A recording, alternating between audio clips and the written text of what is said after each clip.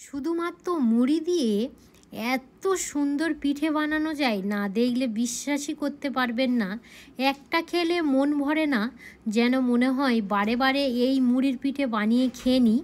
একদমই এই পিঠেগুলি নরম সফট তুলোর মতো, মুখে দেওয়ার সাথে সাথে মিলিয়ে যায়। একবার খেলে বারে বারে খাওয়ার ইচ্ছা হয়। চলুন এবার রান্নাঘরে তৈরি করে নেওয়া যাক। নমস্কার বন্ধুরা, মালবিকা কিচেন উইথ ভিলেজ ফুডে আপনাদের সবাইকে স্বাগত জানাই। আজ আমি আপনাদের সঙ্গে শেয়ার করব এক বাটি মুড়ি দিয়ে এত সুন্দর পিঠে বানানো যায়, না দেখলে বিশ্বাসই করতে পারবেন না। একবার খেলে বারে বারে বানিয়ে খাওয়ার ইচ্ছা বেড়ে যাবে। চলুন এবার রান্নাঘরে চলে যাই। এখানে আমি এক বাটি মুড়ি নিয়েছি। এই মুড়িটা একদম পুরো মুচমুচে। আপনাদের বাড়িতে যদি মুড়ি নরম হয়ে থাকে তো সেই নরম মুড়ি দিয়েও এই পিঠেটি বানিয়ে নিতে পারেন। একটা মিক্স জার নিয়েছি, মিক্স জারের মধ্যে অল্প অল্প করে মুড়ি দিয়ে মুড়িটা গুঁড়ো করে নেব।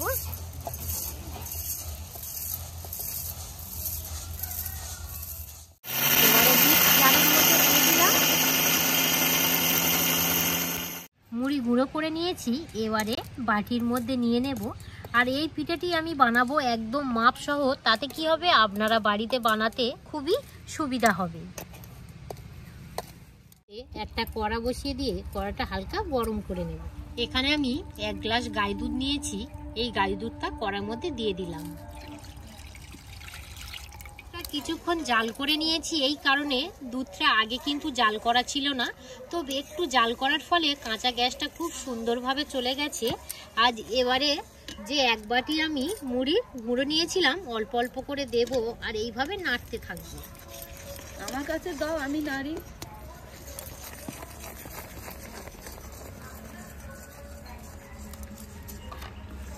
এই দেখুন, নাড়তে নাড়তে একটা ডোর আকার এসে গেছে। আর যেহেতু মুড়ির গুঁড়ো দিলেই কিন্তু সঙ্গে সঙ্গে এইভাবেই হয়ে যাবে। এবার আমি উনান থেকে নামিয়ে নেব। এবারে এই ডোটা কিছুক্ষণ চাপা দিয়ে একটু ঠান্ডা করে নেব। এবার আমি পিঠের পুরটা বানিয়ে নেব। হাফ বাটি নারকেল কোড়া নিয়েছি, আর এখানে গুড় নিয়েছি 3 চামচ দিয়ে দেব। এইভাবে কিছুক্ষণ মিশিয়ে ভালো করে নেড়ে নেব। পুরটা একদম পুরো রেডি হয়ে গেছে, আর কালারটা দেখুন কত সুন্দর এসছে। ওটা হালকা ঠান্ডা করে নিয়েছি। এবারে পরিমাণ মতো লবণ দিয়ে দেব। লবণটা দিতে আর কি ভুলে গিয়েছিলাম, তো আরেকটু আগে দিলে ভালো হতো যখন ডোটা তৈরি করছিলাম। এবারে দিয়ে দেব ময়দা। ময়দা এখানে 4 চামচ দিয়ে দেব। 1 চামচ, 2 চামচ, 3 চামচ, 4 চামচ। এবারে ভালো করে মিশিয়ে নেব। এইভাবে ভালো করে মেখে নিয়েছি। ডোটা করার পর যদি হাতে লেগে যায়, দেখুন আমার কিন্তু হাতের মধ্যে একটুও লাগছে না। আমি একদমই অল্প করে ঘি দেব। আপনাদের হাতে যদি একটু বেশি লেগে যায় তাহলে 1 চামচ পরিমাণে ঘিটা দিয়ে দেবেন। আমি এখানে হাফ চামচের থেকেও একটু কম দিলাম। বানানোর জন্য এই রকমই প্রথমত লেচি কেটে নিতে হবে। যেমনই আমাদের প্রত্যেক দিন বাড়িতে রুটি বানানো হয় সেই রকমই লেচি কেটে নেব।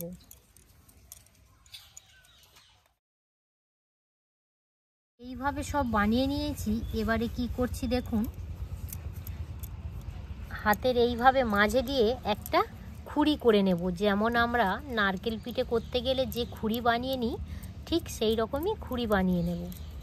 এবারে যে পুরটা বানিয়ে রেখেছিলাম ঠিক এই রকমই বলের মতো করে দিয়ে ঠিক মাঝে এইভাবে দিয়ে আবারও আমি আগেকার মতো গোল করে নেব।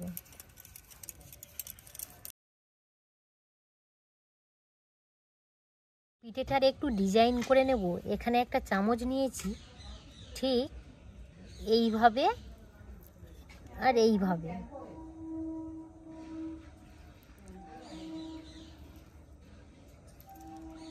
এবারে ধারগুলো একটু এইভাবে কেটে নেব।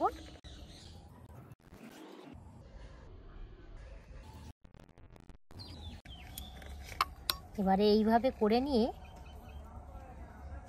একটু হাত দিয়ে এইভাবে করে নেবেন।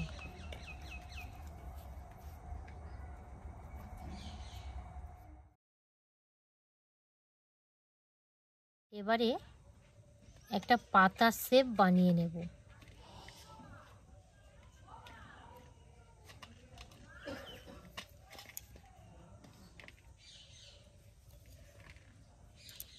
সেম একইভাবে এইভাবে করে নেব। এখানে একটু চেরি ফল নিয়েছি, ঠিক মাঝে এইভাবে বসিয়ে দেব। আর দেখুন পিঠেটি কত সুন্দর লাগছে, শুধু দেখুন। আর যে জিনিসটা দেখতে ভালো লাগবে খেতে তো অপূর্ব লাগবেই, আর কোনো কথা হবে না। এইভাবে একে একে পিঠে বানিয়ে নেব। আরও একটা পিঠে বানানো দেখাবো, খুবই সুন্দর আর এত সুন্দর নরম হয় বন্ধুরা, এই পিঠেগুলো মুখে দেওয়ার সঙ্গে সঙ্গেই মিলিয়ে যায়। একই পদ্ধতিতে আরও একটা দেখাচ্ছি। প্রথমত এইভাবে করে নিতে হবে, তারপরে এই ধারগুলো একটু করে নেবেন।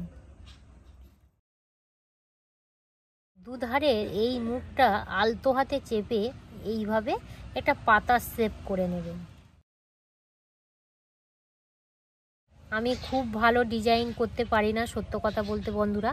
যতটা পারি আমি চেষ্টা করছি, আপনারা আরও ভালো ডিজাইন করে নিতে পারেন। আমার মতো যে করতে হবে তার কোনো মানে নেই। এবারে ঠিক মাঝে পিঠের চেরি ফলটা দিয়ে দেব। আর চেরি ফলটা দেওয়ার ফলে পিঠের কত সুন্দর দেখতে লাগছে দেখুন। আপনারা কেউ বুঝতেই পারবেন না যে মুড়ি দিয়ে শুধুমাত্র এই পিঠেটি বানিয়েছি। দিদিও ওদিকে আর কি শুরু করে দিয়েছে পিঠে বানানো। সব পিঠে বানিয়ে নিয়েছি। মুড়ির পিঠে কিন্তু খুব সুন্দর হয়েছে গো। খুব সুন্দর লাগছে দিদি। হ্যাঁ, খুব সুন্দর লাগছে। যেমন ডিজাইন পারি তেমনই করেছি, চেষ্টা করেছি একটু ভালো করার। জানি না কতটা ভালো করতে পেরেছি। পিঠাটা ছিদ্র করা একটা থালা নিয়েছি, সাদা তেল দিয়ে একটু ব্রাশ করে নিয়েছি। এই পিঠের শেপগুলো এই ছিদ্র করা থালার মধ্যে একে একে সাজিয়ে দেব। আর এমনভাবেই দিতে হবে একটু ছাড় ছাড় করে, একটা পিঠে যেন আর একটা পিঠের গায়ে না লাগে সেই রকমভাবেই দিতে হবে।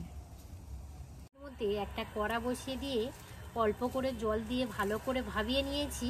এরকমই একটা স্ট্যান্ড এইভাবে মাঝে বসিয়ে দেব, দিয়ে এই ছিদ্র করা থালাটা এইভাবে বসিয়ে দিলাম, দিয়ে চাপা দিয়ে 4 থেকে 5 মিনিট লো টু মিডিয়াম আঁচে ভালো করে ভাজিয়ে নেব। মিনিট হয়ে গেছে, এবারে চাপাটা খুলে নেব। দিদি ভালো ভাবানোর পরে আরো কত সুন্দর লাগছে দেখো দিদি, খুবই সুন্দর হয়েছে গো। এইভাবে হাত দিয়ে দেখে নেব। হাতের মধ্যে এই দেখুন কিছুই লাগছে না, মানে একদম পারফেক্ট ভাবেই সিদ্ধ হয়ে গেছে। আর কালারটা তো খুবই সুন্দর এসছে ভাবানোর পর। এবারে নামিয়ে একটু ঠান্ডা করে নেব। কত সুন্দর কালারটা এসছে দেখুন ভাবানোর পরে। এবার আমি একটা দেখাবো, এই পিঠেগুলো একদমই নরম সফট হয়, বুঝতেই পাচ্ছেন। এই দেখুন পিঠেগুলো দেখুন এত সুন্দর হয় বলে বোঝানো যাবে না। এতটাই নরম তুলতুলে, হাতের সঙ্গে এইভাবে মুঠো মারলে খুব সুন্দরভাবে মুঠো মেরে যাবে। এই দেখুন সুন্দর হয়েছে গো, মুড়ি দিয়ে। হ্যাঁ, খুব সুন্দর হয়েছে। আর বেশিক্ষণ অপেক্ষা করে থাকতে পারছি না। সত্যি এত সুন্দর নরম হয়েছে কি বলবো। দিদি কি বলো? হ্যাঁ, খুব নরম, দেখো খুবই সুন্দর, দেখেছো?